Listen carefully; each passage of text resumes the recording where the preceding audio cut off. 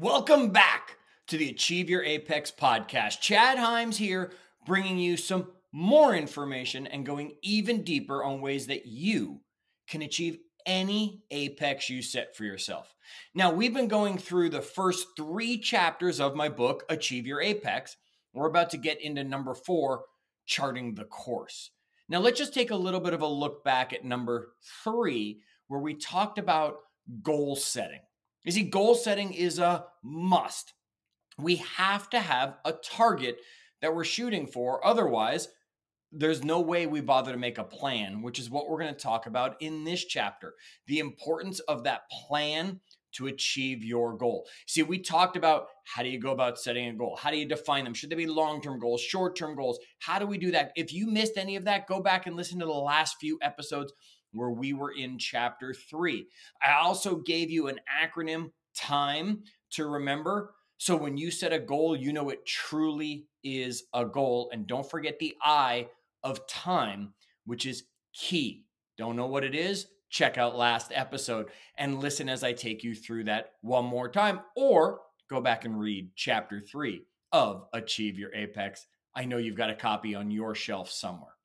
Speaking of which, if you don't have a copy, you can order Achieve Your Apex at Amazon, or you could go right to achieveyourapex.com, get your paperback, hardback, or even Audible version, however you prefer to listen to or read your books. Now, let's say we have a goal, because that's what we talked about in chapter 3, and it'll show up many times over the conversation through this podcast because it is that important. Yet we have a goal. Now it's time for us to implement a plan to make that goal truly happen. Because if we don't have a plan, it doesn't matter. See, now here's the amazing thing about goals. Think about when you were a kid. Think about maybe the holiday times. You're doing things like Lego when you were a kid. Now you might be doing things like jigsaw puzzles. Okay. They all have a goal, and that is to make the image appear that they have on the cover of the box. Now, in the world of Lego, that's going to be awesome things like the Millennium Falcon, if you have the time to put it together. That's going to be the awesome underwater sea base. That's going to be, I don't even know what Lego is doing anymore. It's been so long since I had the pleasure. My last Lego set was actually Marvel Superheroes, putting it together and building all of that stuff. It is fun to do. Yet here's the thing. When you open the box, what do you know? You know how to get from point A to point Z.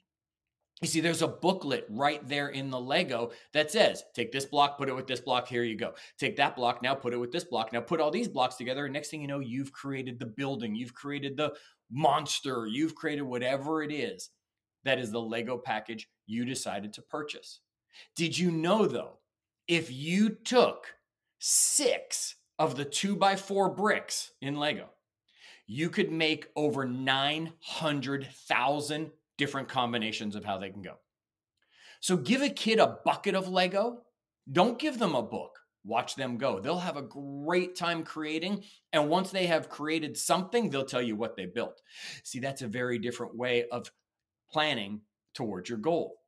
When we have a set goal, I want to make it look like this.